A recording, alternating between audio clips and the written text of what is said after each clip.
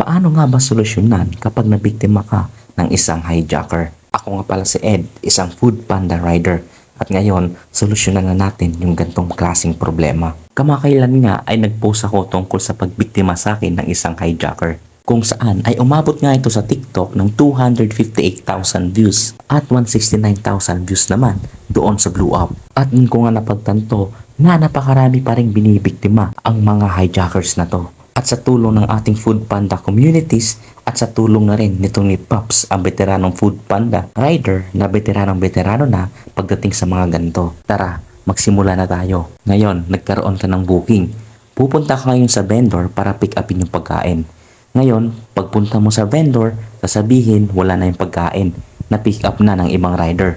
Matik guys, hijack na yan. Bago mo gawin ang steps na to, kailangan mo munang i-confirm kung talaga bang na-hijack yung pagkain mo. Unang sign, kapag wala yung pagkain, tumingin ka doon sa conversation, doon sa app mo. Kapag nakakita ka ng mga previous conversation galing sa ibang rider, matik guys, suspicious na yan. Ganito guys ang mga example ng mga previous conversation nila ng hijacker at ni customer. Kapag yung rider is nagtatanong ng exact amount o kaya ng address, matik hijacker na yan guys. Kaya sa mga mahal naming customer, maging aware po kayo. Kapag legit yung rider at hindi hijacker, is makikita nyo sa app na gumagalaw kung nasaan na kami. Ngayon guys, yung pangalawang confirmation is pwede nyo nang i-PM si customer. I-PM nyo siya kung natanggap niya ba yung order. Once sinabi niya na nakuha niya na yung order, matik guys, hijack na yon. Ayun na nga, na-confirm mo na sa customer, na-confirm mo na sa vendor, at andun na lahat ng ebidensya na hijack nga yung pumasok na order sa'yo. Anong gagawin mo? First step, pindutin mo tong headset sign dun sa app mo. Then, i-click mo tong need help with order. Pag kinlik mo yan guys, may lalabas dyan kung anong order yung na-hijack. Ipiliin mo lang yon. Ngayon, kapag na-click mo na yung item na na-hijack, click mo lang tong pick up issues. After mo i-click, ito na yung lalabas. May nakalagay ditong order hijack.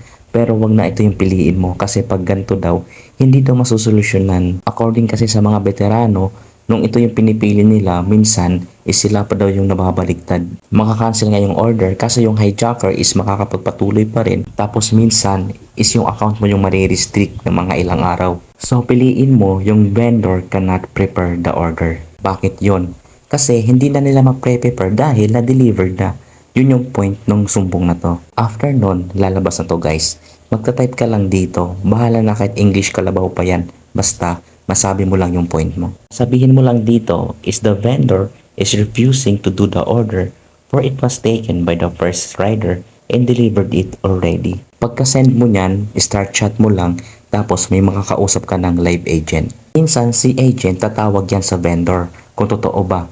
Sasabihin lang naman yan ni Foodpanda sa vendor na totoo bang nakuha na yung order at na-delivered na.